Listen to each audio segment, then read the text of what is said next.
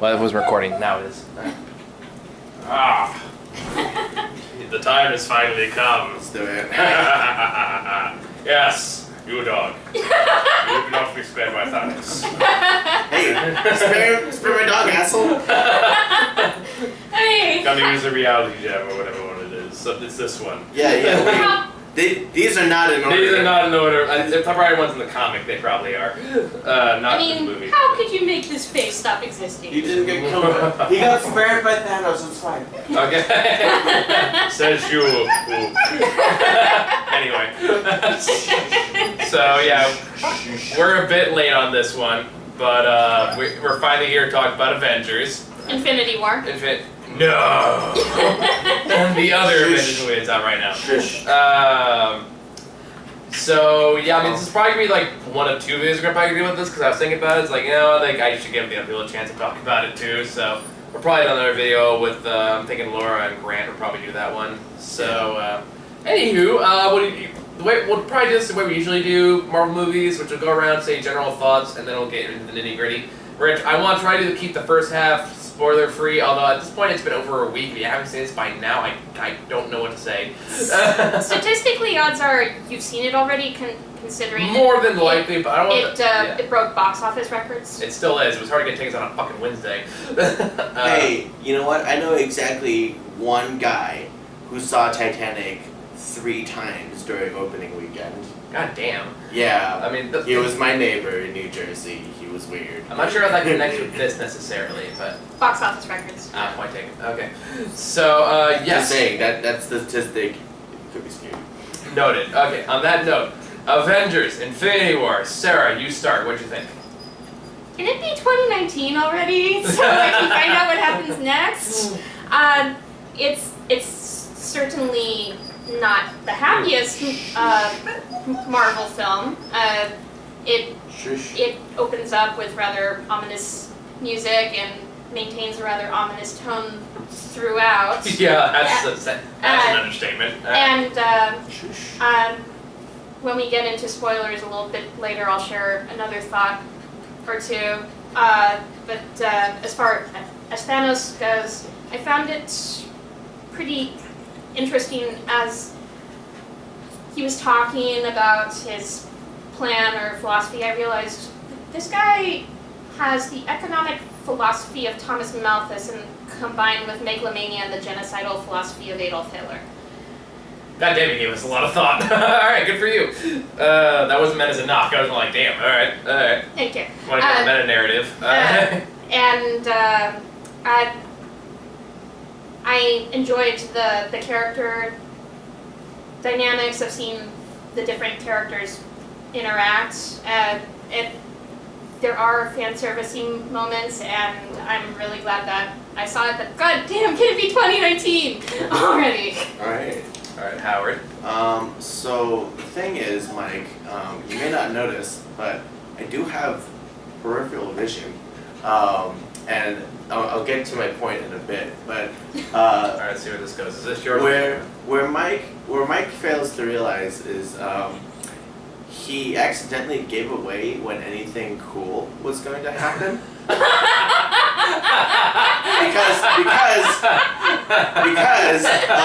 when I see where you're going with this. when Mike saw this with me, he had already seen the movie.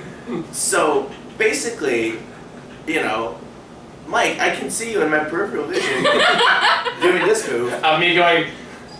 just totally fanboying out. I mean, it's more like kind of wild. Like I want to see how he reacts to this. And basically, I did my best to just ignore it. Like I even tilted my head just a little bit more. I'm like, damn it, I actually have peripheral vision. To be fair, I warned you I was gonna do that going into it. I know, but you made it so obvious when something cool is going to happen. Yeah. So within the very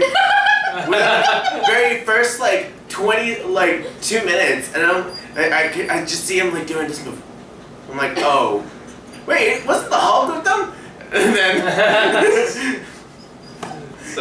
so I kind of got a little bit of a pre-buffer of anything cool, surprising, or awful. that was gonna happen. Still didn't Especially the awful bit. So it still didn't really prepare you though. Because like, have you ever seen like The Exorcist when the little girl's head is just like going? That's just his head just going like that in the same direction, like really quickly. so you know, it didn't ruin my experience with it. I just thought that it was a fun story. Alright. Also, maybe it would embarrass you just a little bit. Dude, I've done dance videos in Spider-Man tights. Good point. Have you met this man and know what he does for a living? I do. But Mike, future note, I can see 90 degrees to the side of my head. Believe it or not. I don't care. It was worth. By the way, which soda is yours? Mine's on the left. I purposely moved yours onto the coaster. So that's that. So that's that little anecdote. Overall, I felt the style of which the movie was told was really well done, because it really just felt like, you know, each thing was like a flip of a comic book page. Like basically action scenes felt like, you know, like if someone just like took this movie and like inked it out, I could see like the intention of the artists and the you know, whatever. Yeah. So it's a very deliberately shot movie, and like technically I love it for that reason. It also goes very quickly with the edits. But it's a 2.5 hour movie. It is. And it felt shorter than Cars 3. Yeah, constantly. Cars 3 and Despicable Me 3. So, you know, yes. just pointing that out there. But it's still very noticeably long movie, but not like in a bad way. Shush. I don't really know what you would cut. That's the hard part. It's really hard to figure out what you would cut. Maybe some of the Thor scenes you could have trimmed down a bit. That's like the only thing I would think of. But that's like at the beginning. No, I'm talking about like. No, I can't say if I'm going to spoilers. No. There's that bit when X shows up at the X with the sun wide beam, and maybe, you know, like. I mean, that's what I like to say. You could shave like minutes. Yeah, you could shave that a little bit off. Cause like the same part I felt dragged on a little bit too long. It was that sequence. Yeah, but like the end result was it was really cool. Z. It was worth it, but again, we'll talk about that again to spoilers. And then. Because there's a lot to fucking talk about. Oh yes, there's a lot to unpack here. So we're gonna have to go to a fairly quick pace. Yeah, and then obviously, if you haven't already had it spoiled for you, then or if you haven't had this movie spoiled to you, then you know, tell me what cave you live in, and then I'll visit. So that's what I'll say about that. Alright, this is a movie that literally, as the second the credits started rolling in my theater, I get a text message from a friend of mine who's in Santa Cruz that just went, ah! Pause. Ah! Well, I'm like, what the I was not prepared for that! And I was like, yeah, we were all kind of that same reaction. Ours was kind of interesting because they fucked up when we saw the movie in our theater. How so? Because like the best things I could get were like 3D showings, and they didn't turn on the 3D. So everything was blurry? No, so everyone was blurry, just kind of regular, but I was kind of like, did we just pay like an extra $4 to get like a regular showing? I hope they gave you a partial refund. This is actual showing number 1 for him. I was up on opening day on preview night, and I saw it on the Thursday night. They didn't give us reimbursement. They did give us a free ticket for whatever. It's like, all right, that was worth it. So we're all at that point. It kind of became a bargain game. Everyone's like, "Can we get 2?" I'm so inconvenient. And it was great because like they stopped after the first part, and then they said like, "Sorry, I didn't look out before that thing happened with that one character." It's like, so we're gonna try to rewind a bit, like right after that happens. So that way it's get like from that point all the way 3D. So at that point we're all doing the go backwards! And yelling at the projections at this point. Oh no. And then finally we're like, close enough! Like as loud as we can. And so I was like, just play the goddamn movie! Oh no, we have to stay here an extra minute! Yeah. Okay. So that was my fun story for that. On the other hand, like, I really love this movie. I thought it was really fucking good. When I saw your Facebook post about it, you didn't seem that enthralled with it. Oh, I still loved it. I'm just like, am I gonna say it's the best Marvel movie ever? No. Like I was saying, like even this year, I'd say Black Panther is probably still overall a better movie. But like as terms of it must have came out. I saw this twice, so I kind of went to a different perspective the second time I watched it. I haven't been to see it a second time yet. I wanted to wait until the crowds died down a little. That's fair. But the general point is like I saw it again, kind of with like.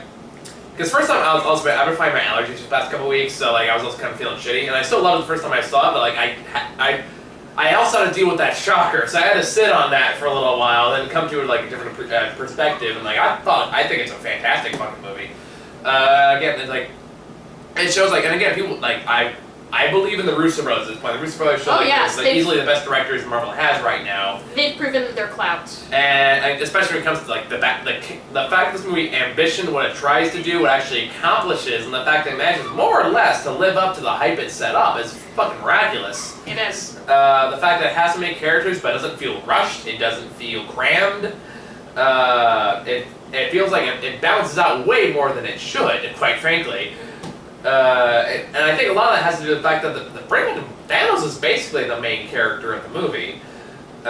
When you really stop and think about it. And that's kind of what the directors say going into the movie too. And the fact that the focus is on him means you don't have to worry so much about the rest of the characters, oddly enough. It was a smart play. They really pulled it off. It really did make you sort of like quickly empathize with Thanos, weirdly enough. Mm-hmm. No, I agree. And like, but you know, according to that website, he killed me, so whatever. Well, I still live, so haha. And that's like you watch a movie. I didn't know this website existed before I came here, so.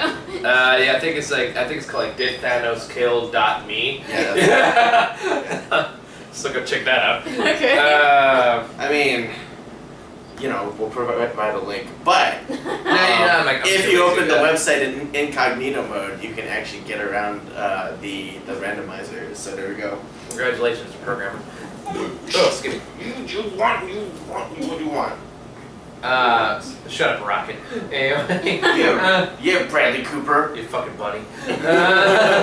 Oh. So this movie honestly, like the closest I could think of would be like Return of the King.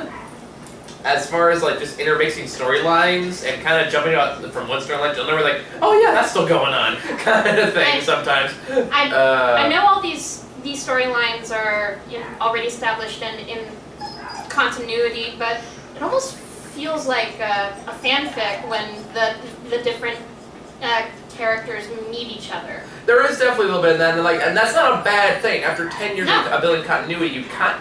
That's very earned. That's like the difference. I saw people bitching about like the end of this movie and the stupid and like saying, if you say this is a great moment, then you can't talk about the part the same band versus Superman. I was like, oh, shut the fuck up.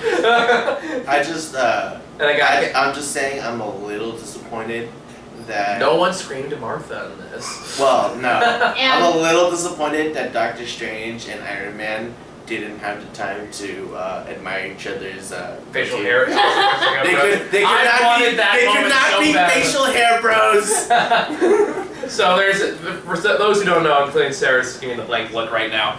There's a part in the comics where Iron Man just goes like, "Come on," like this, and he goes like, Doctor Strange will be like, "No, come on, you can do it. I told you I'm not doing that again. Come on." Long pause. Then finally, Doctor Strange just goes, "Oh, I'll be Doctor Strange. You be Iron Man because you're the name reposition." So, awesome facial hair bros. Facial hair bros. I hate you. Yeah, but they were. I mean, it wouldn't fit in the context of this movie because like. Yeah, they're just mean for the first time. Well, not only that, but like Iron Man is sort of like, or Tony's sort of dealing with like the demon that started, the demons that he sort of built up between Avengers 1 and now. And I think the movie, on top of it, like there's some great character arcs in this movie too. Like Iron Man has a good character arc. Doctor Strange is really good in this movie. Yes. Like arguably, I think he's way better than this was in his solo movie. I like that movie. I like Doctor Strange, but I really like. I mean, but it's Benedict Cumberbatch. I mean, like this feels like much more like Doctor Strange from the comics than I think the movie did. Because at this point, he definitely feels more like a seasoned, He's definitely more master. Comfortable playing the master of the mystic. Like he definitely feels like. What is your dog problem? He definitely feels like a master of the mystic arts compared to what he did in his own movie. Yeah, he's definitely had some time to practice before. And yeah, like especially the parts towards the end, which again I can't say too much without giving anything away, is fucking spectacular. Well, I mean, how much time passed between Dormammu and Thanos? I think at least like 4 years. Yeah, so he's had time. He's had some time. Yeah, he's had some time to practice. So like seeing that stuff's really cool.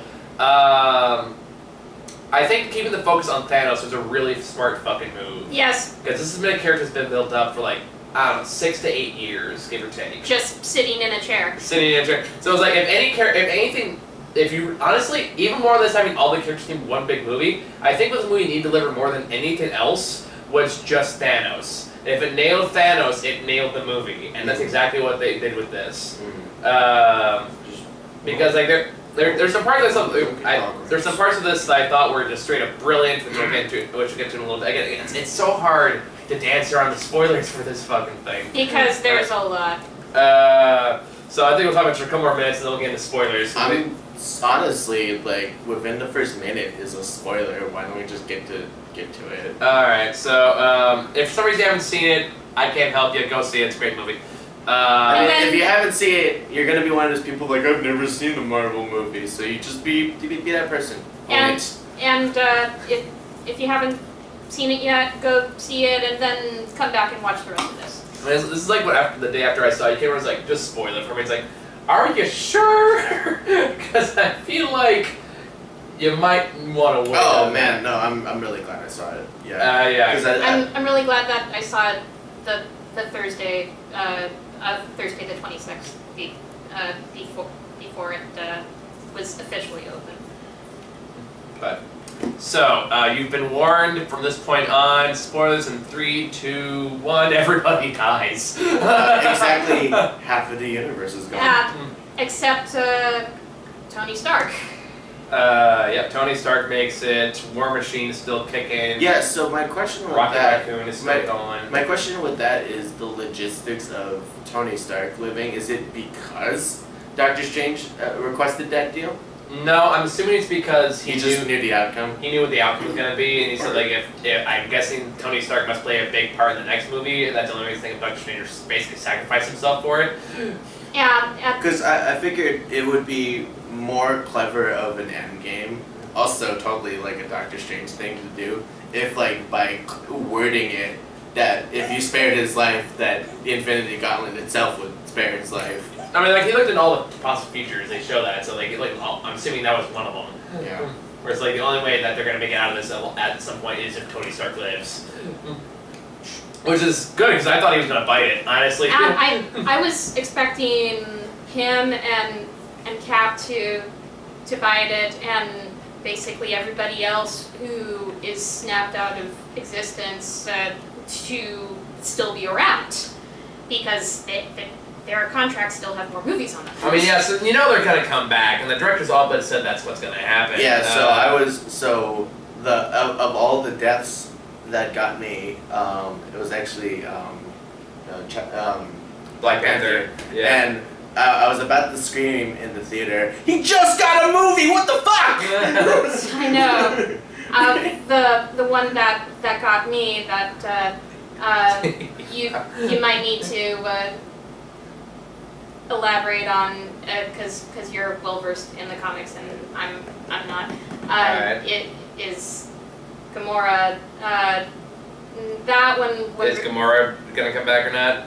Yeah. I mean, this is already massively different from the books, so I'm like, it's not really a great point of reference at this point. Okay. That being said, the directors have said, as of recently, that apparently Gamora's not dead so much as she's trapped in the Soul Stone, which is why, like, little daughter Gamora pops up at the end. And and asks Oh jeez, man. Thanos if It was worth it. Yeah, that sequence. Which, let's talk about that sequence for a bit. So, again, I'm assuming you've watched the movie at this point, otherwise I don't know what the fuck you're watching this for. But, like, of course, that scene at the end when Thanos actually does mention the classic finger snap. That's something that is from the comics. That's a big thing. Now, in the comics, Thanos' big motivation for doing all this is there's an actual physical embodiment of death in there called Lady Death, and Thanos really wants to bang her. So I was actually kind of hoping or expecting that we would see them meet in this, or he would meet Hela. Well, that's what makes that one. I thought that scene with Gamora was brilliant because I saw that as, and I don't know if this is director intention this way. I thought that was a stand-in for Lady Death in the books. Ow. How so? Well, it just feels like a conversation he would have with Lady Death at some point. Very like ethereal, very like just out of world, out of body experience with some strange lady off in the distance that he has like a sad conversation with. That's all that Thanos would do with Lady Death. I'm pretty much on the regular. So like I thought having Gamora be that stand-in for Lady Death, I thought it was a fucking brilliant move. Assuming that's what the intention was. I just thought the intention of all of that was just sort of like just sort of this like last statement of like giving up his like basically like The one person he loved. It's just sort of like ascending to that literal role of godhood. Yeah, that's true. That's true too. So, sort of like I've literally given up everything that would qualify me as like a mortal man. I have now ascended to godhood. Yeah. In the worst possible way. And like and goddamn, Josh Brolin knocks it out of the fucking park here. Yeah, man. He does. Like for a character that in the comics is really just kind of like this big bombastic dictator, basically, to make this really underplayed, just almost kind of somber character, who legitimately like it's. I mean, it's always a common trope that like, people think that the best villains are the ones that think they're the good guys, and that's like this. In this case, he's still a monstrous psychopath, but at the same time, Josh Brolin does such a great job of playing this guy who's convinced beyond the shadow of a doubt that he's in the right. That this is the right thing to do, and that he's the only like. It's not so much like he knows it's a bad thing to do, but he just sees it as such a necessity that it has to be done. He's the only one that has the balls to do it. Thomas Malthus, economics. Yeah, it's just I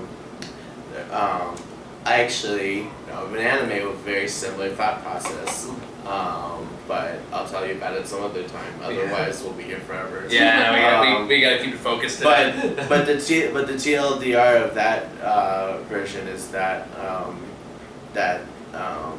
they were able to overcome the arrogance of someone who has ascended to godhood. Yeah. Okay, yeah, I can see that. And like the funny thing about this one, especially compared to the comics, Thanos isn't really played that much as arrogant in this one, like it would be in the comics. Like that's always been his biggest weakness in the comics is his hubris. I feel like there's a kind of there's an arrogance, but it's a different flavor. Yeah, I can see that. It's a very different flavor of like I am the mighty giant penis man Thanos.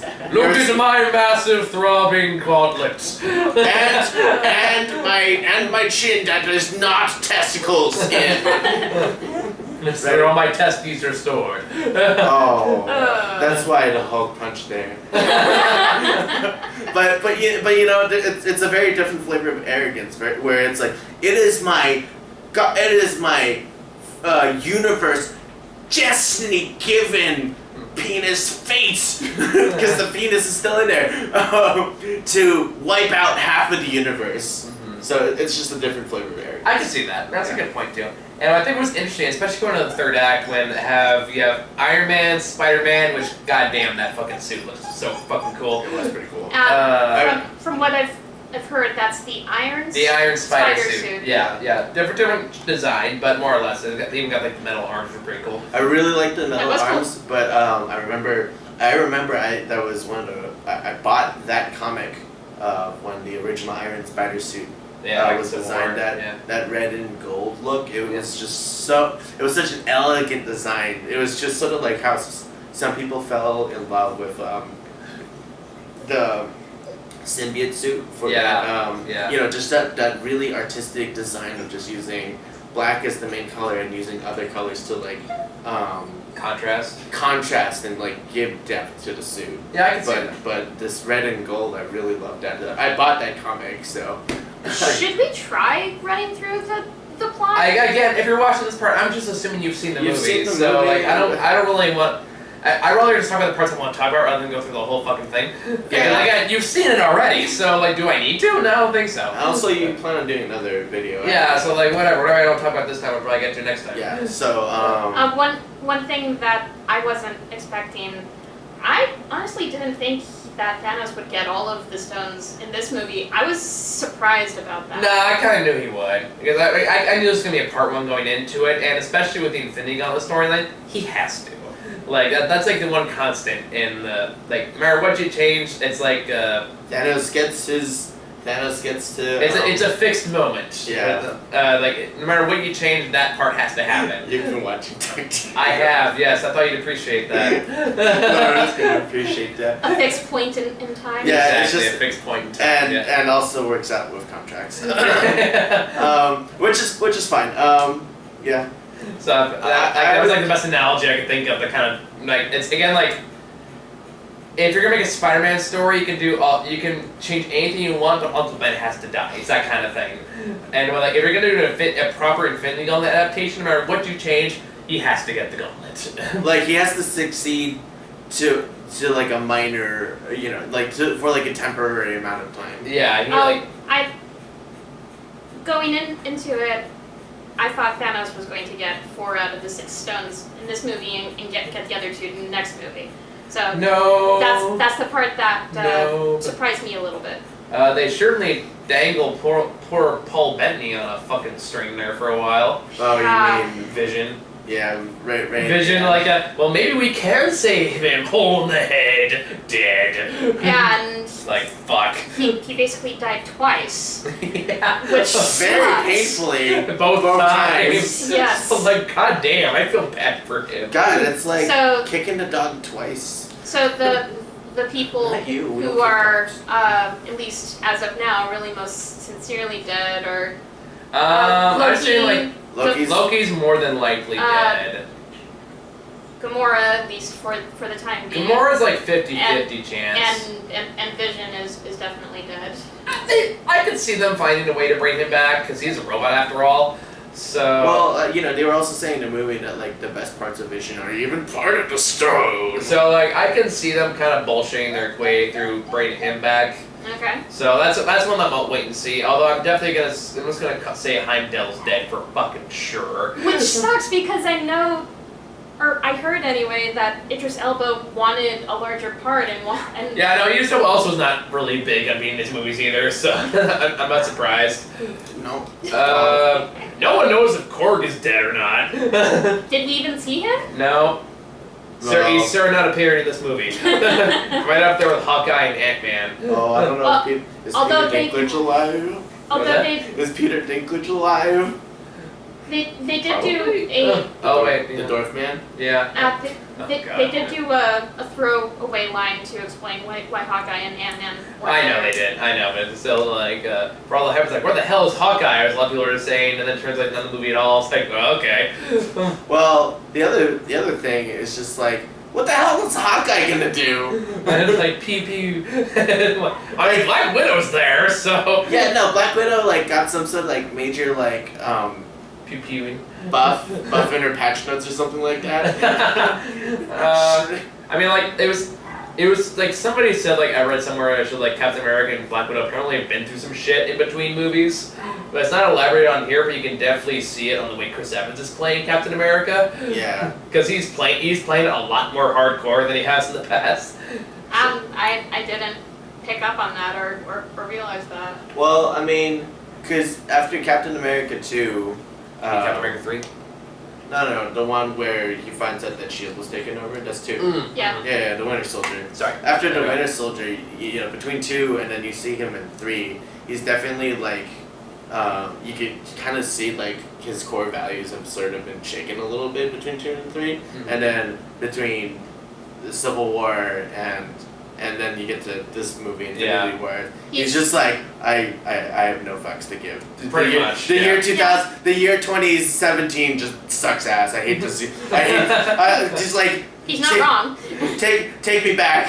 Take me back. I want to worry about. I want to worry about doctors prescribing me smokes. Okay. He's got maybe get the time stone. I don't know. Oh yeah. Oh, that's how he gets out of his contract. I don't know if Red Skull is back. I think it's fucking possible. Although I don't think Hugo Weaving No, Hugo Weaving's did not return for this. No. came back for No, he Red didn't. Skull. Someone else voiced him. Yeah, no, that That was Hugo like a Weaving. completely different person. Yeah, he just did well enough though. Like, I mean, you can recast anyone and get away with it. Probably Red Skull. Yeah, I mean, I'm just happy to have that character back. It's like, fuck yeah, bring me like, too. It's- like get him back in make another Captain America movie. Put him in it. That'd be cool. I'll be down for that. Yeah. Yeah, because they're supposed to be each other's arch nemesis. Pretty much, yeah. Or hell, make him the villain next Avengers movie. I don't know. And do the whole Onslaught thing when I get really Man. convoluted. You know who did a great job being like that perfect like mid boss? That mage guy. Oh yeah, The the guy- psychic guy who was kind of a dick. Was he a psychic or was he like a mage? It's Psycho you know, mage? like telekinesis guy, whatever. Okay, because I thought Oh, he was straight the- up doing spells and shit. The Yeah, The telekinesis guy. Dick face.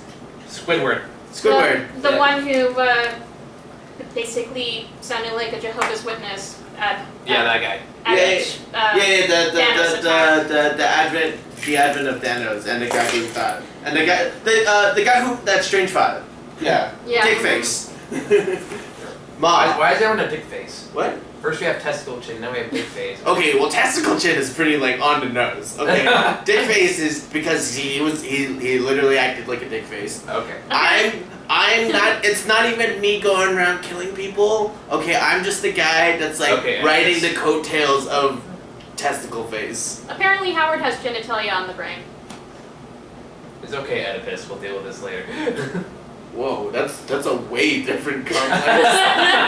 I just want to see how you react to that. I'm just no. He's just that like little like chattering bug that you No, like I think bringing the sidekick to Thanos. That's just all like I think my bringing- lord and master Thanos. I think bringing in the Death Order was, I think it's called Death Order, was a smart play as in terms of like having just a series of mini bosses that they can fight while Thanos is doing other things. That was smart because in Because the characters you don't need to develop, they're just there to be bad guys. You don't need any more than that. And it's okay if they die. Yeah. and in pretty much any other Marvel movie, one or two of them would be the big bads of In a way, yeah, I can see that. that film. So. But if it's like Thor 2 level bad guy, then yeah. True. Was the bad guy in Thor 2? See, you don't even remember. The Dark Elf. The Dark Elf guy. Played by the Ninth Doctor. Yeah. See, you don't remember. Nope. That's Thor 2 in a nutshell. But anywho, so I remember Thor 1. I like Thor 1. No, I just don't remember. Al? I remember that it was sort of like a rom-com. In a way, I think Thor 1 gets. I think Thor 1 gets a bad rap. I think it was pretty good. But I just haven't seen it in Thor like 3 is still 10 the years. best of the Thor films. So. Well, yeah, that's yeah. But anywho, Anyway. so on that note, let's talk about Peter Dinklage. Did you guys like him? He was like the one weak link in my opinion. I honestly didn't recognize him for most of his screen time. Really? Because I didn't recognize him right away. I recognized him pretty quickly, but I don't think he was the weak link. I just think he was the least developed. I just feel like Peter Dinklage is trying a little too hard. Maybe he just wanted to try something different. I mean, that's nothing wrong with trying something different, but Game of Maybe he clicked on the website. He's like, Thanos killed me. Okay, I can try a little less. no, it felt like he was doing what Peter Quill did as a joke in the beginning when he's trying to deepen his voice around Thor. Oh yeah. You are not. Are you deepening your voice? It's like my voice. It kind of felt like the director was like, okay, you know how you play Tyrion in Game of Thrones? Do that but more gravelly. Yeah, and I feel like he was kind of doing like that. I feel like he was like, you could have just used your normal voice. You didn't need to deepen it. Also, I feel like he wasn't used to the idea of playing a character that's taller than anyone. Aww. Like I felt. No, I just sort of felt like he didn't quite understand like where to look. Maybe. Because like he's clearly enlarged, right? Yes. Like you can sort of track his eyes, and they're just sort of like not in the right angle. Not exactly. That's a bit more nitpicky, but I see what you're saying. Yeah. So if you know. What are you doing back there? I'm wiping the dog fur off of me. Okay. I'm Alright. patting myself down. Okay. I'll let you do that. Not that I have any choice in the matter, but anyway. Where are we going? But yeah, so I'm like all a bunch. I thought that particular storyline where Thor like makes a new hammer was well, axe technically. it's still a hammer. It's got an axe head, but it's still a hammer. Oh, trust me, Dad. That was an axe. Just like tack some strings. Why'd you call me Dad? I don't know. You made this weird. Anyway, yeah. I mean, I am not your father. dude, get over it. Apparently, we got like some weird complex you got going on me right now. Don't touch me. You will respect Doom's personal space. Inside joke. Anyway. So, I'm actually really interested in whatever they're gonna do with the Hulk. Yeah. Like, apparently he's owned by Paramount. I didn't even know that. Well, at least the solo movie rights are. That's why I made a solo movie and it's like some Incredible Hulk. Yeah, well, that movie wasn't that great. I still like that movie. Again, that's another one I think it's a bit of an unfair rap. Wasn't that the one with Edward Norton? Yes. And I still think it was fine. And I'm not saying it's the best movie ever. But Sorry, I just keep thinking of that one guy, Pro CG. Oh, he's like Hulk, but he's bad guy. And that's the one MCU film that I've never seen. I think it's fine. It's not the best. It's not. I mean, anyone's top 10 list, Marvel movies wise, but you know, I still think it's fine for what it is. I'm just saying that it's clear. It clearly fits like that one. He's like Iron Man, but he's bad guy. Yeah, to be fair, that trend hasn't exactly gone away even this year. Like look at Black Panther. He's like Black Panther, but that's spelled point. he's bad guy and from Oakland. That makes him extra bad. Down. But anyway, so let's talk about since we got like 15 minutes left. Let's talk about the final fights of the film, leading up to the final moment. Okay, I'm just They pointing. almost got Thanos. They were so close. I'm just pointing it out. Like all Quill had to do was like not ask. Like there, you know, I'm a firm believer of dividing your problems into sooner and later issues. Triage. Yeah, you should triage your issue. This is sort of a sooner problem. Mm-hmm. Asking about the status of your girlfriend is sort of like a later issue. And by the way, speaking of that, how disturbing is it when your homicidal dad says, "I like him" about your boyfriend? Yeah. Which is another great scene. Like a lot of the best scenes in the movie are with Thanos, pretty much. Again, which is so impressive because, like, again, like everyone like said, like, well, how can they possibly make this character work? I mean, I genuinely wasn't expecting to pick up on Thanos or as being a believably tortured old soul who is lonely, but Josh Brolin conveys that. It's at the end of the day, it's still fucking Josh Brolin, and Brolin can make anything good. I'm convinced more and more. Yeah, from the Goonies to this. I would say even like Men in Black 3, still the best part of that fucking movie. Oh, I've never seen Men in Black 3. Oh, so good! They did that. You know, it's basically that one episode of the Men in Black cartoon, but you know, and then they adapted it into a movie. But you know, it's still good. It's basically when Josh Brolin followed around Tommy Lee Jones for months until he get like every mannerism and voice inflection he could down, pretty much. I can totally see Tommy Lee Jones at some point just like, stop it, go away. He's probably a copy of him. He's doing that to irritate me.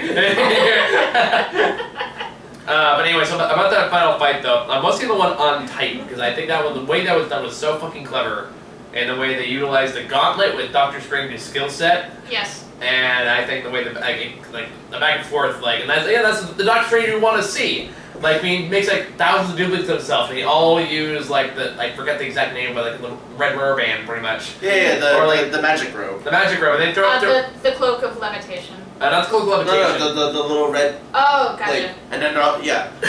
And then like Thanos throws stuff at me, turns it all into butterflies and shit, and shit like that. It's like that was so like visually spectacular. It was. It also sort of like speaks to Thanos' character that he really likes turning things into like using the reality gem. He really likes using. He likes bubbles. Yeah. He likes a lot of like fucking bubbles. Fucking bubbles. He likes a lot of things that are like somewhat innocent. Bubbles, turning people into silly string that's a little fucked up. Yeah, I know, kind of horrific. You're like, I was like, did Drax just fucking die? Yeah. Shocked by that.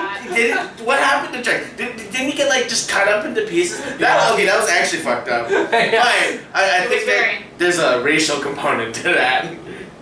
Because he killed his planet before. Oh, I was like, wait, I think like what, against Dave Bautista? No, I'm pretty sure Thanos is like, oh, I remember this guy's planet. I don't know. He also turned Mantis into Silly String 5 seconds later. Yeah, equally fucked up. By the way, the more I see Mantis, the more I love that character. Me too. She's adorable. That actress is fucking great. Yeah, like, and again, I love the character just own exactly what they're doing. Here's another thing that's important about this too is the fact this movie just owns that it's a comic book movie. Yes. And it's not like fan forcing is most crazy example I think of, whereas like it's based on a comic book. It's ashamed to be. This is the one like no, we know exactly what we're doing. We're gonna if we own the fact it's a comic book movie, you're more willing to go along with our world. And a movie that actually understands that and goes with it is really going in place. That's the problem DC has right now.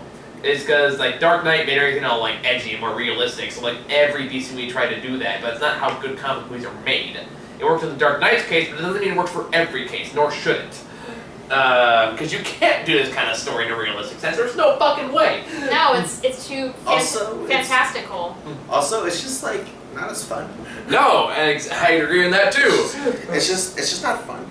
Like you know who actually wants to hang out in a movie about just edgelords all day? And then that leads into of course the final one everyone's been talking about since it happened, the infamous snap of the finger now. Should have aimed for the head, Thor. Should have aimed for the head, but it's more like or the wrist. But I think the reason why this works, and I guess I'm the DC fanboys going like, well, like they're doing the same thing with like the Marvel thing. I was like, okay, here's the thing: we have had 10 fucking years with these characters. And that's where like this is where like all the continuity built up all this time, basically cut like this is where it really pays off. In a way that I don't think we're seeing before or since. I don't think we're gonna go like this again. We're like adds this many characters, all characters we know already from previous movies, we're invested in for previous movies, and we already have some kind of emotional attachment to. That's why people say like, well, there's no stakes here. It's like, well, maybe they were saving the stakes for this moment when it means something, and because the previous movies haven't done this big dramatic ones before, you're not expecting it. So when half the characters fucking die, it hits you a lot harder than if you had like one character die per movie.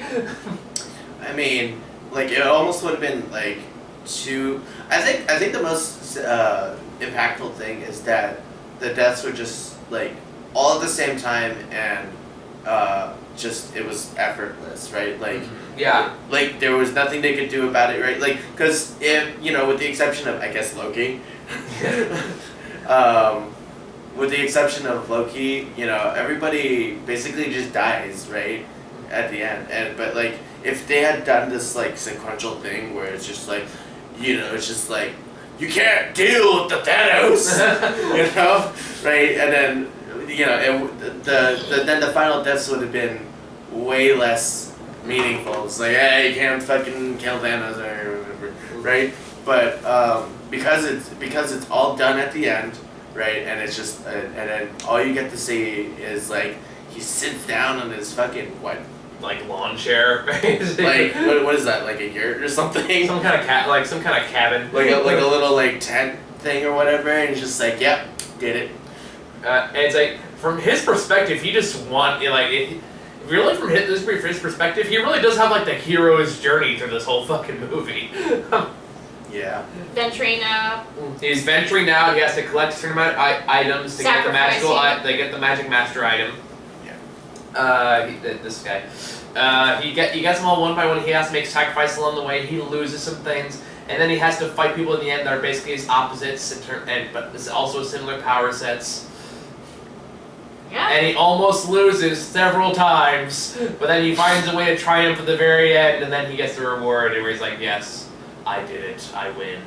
Sunrise. Yeah, Sunrise. Now, is the movie perfect? No. There are some issues. There are some issues I had with it, and I think they did the fake out Thanos death thing a few too many times. Oh, you mean with the reality gem the first time? Yeah, they did it the first time, and then they did it again with Thor ups. And I know there was a time in between where they did that. Oh, the part where he almost gets the gauntlet off when they're all pulling at the same time, and then Quill fucks it up. Yeah. That was case where I think they did that fake out a little too many times. But that's and of course with all so many characters going on, some characters kind of get thrown on the back burner. Which I'm guessing they're gonna I heard well, whoever gets less stitches are gonna get working in the sequel. It's well, yeah, because he just killed off most of the main fucking characters. Yeah. So War Machine, Captain America, for all the hype isn't really given that much to do. No, although I really liked the moment when he and Groot met. That was fun. Yes. Yeah. Hi, I'm Steve Rogers. I am Steve Rogers. Or with Rocket and Bucky. Yes. Was fun. And we're gonna wrap this up because I know you gotta go. Yeah, whatever I don't talk about today, I'll probably talk about in the next video. In the meantime, let's wrap up with final thoughts. So, Sarah, go ahead. Like I said at the top of this, can it be 2019? I want to see more. Yeah, I'm actually a little sad that the follow-up movie is just so far away. Because it's such a if you were rooting for your heroes, it's sort of like Marvel just slapped you in the face for rooting for your heroes. It's just sort of heroes can fall, fucker. I kind of feel like it's the MCU equivalent of the Who Shot JR television cliffhanger. They just left the audience in suspense, and we have to wait. Yeah, because here was a scene when I was watching it, and I was cosplayed as Spider-Man when I watched it. I had the Infinity Gauntlet with me, and there's also a kid behind me. By the way, this movie for kids is gonna be watching Bambi's mom die all over again. 20 of Bambi's mom died. Oh yeah. Or watching the end of Old Yeller. It was Mommy, why does he have a gun? But anyway, so very dark for children. I'm sitting there and everyone starts disappearing, and I'm thinking, don't you fuckers do it. Don't you fucking do it. And then Spider-Man goes, I don't feel so. He goes oh, you motherfucker. You motherfucker. and then as after the after credits scene, we all kind of got up, and me and the kid just kind of lock eyes, yeah. Was the kid dressed up too? Yeah, the kid behind me was dressed up as Spider-Man. He was in the Iron Spidey suit. So we're both sitting there stay strong. He'll be back. I mean, you can't kill Spider-Man. No, even that. Again. I can see what that knowing the fact that they're obviously most of these characters can come back in one form or another is gonna be make the moment a little less impactful, but at the same time, for what it aspires to do, as long as you get in the moment, it still hits you pretty fucking hard. Yeah. It's really brave in its writing to just be yeah, the bad guy won. All right, now we're about to stop. So, Howard, your final thoughts? That was my final thought. Okay, fair enough. And yeah, I highly recommend it. If you have, obviously, made this far, you've already seen it. Otherwise, now you know the major beats of the movie. I'm gonna try to see if I get a second panel together sometime this week to talk about the other movie. Otherwise, this is a pretty slow week because nothing wants to open next to Avengers. Tully is out if you wanna. Tully and Overboard I think are out this week, so I'll see if I can make time to watch those. In the meantime, thank you guys for watching. See you guys later. Bye.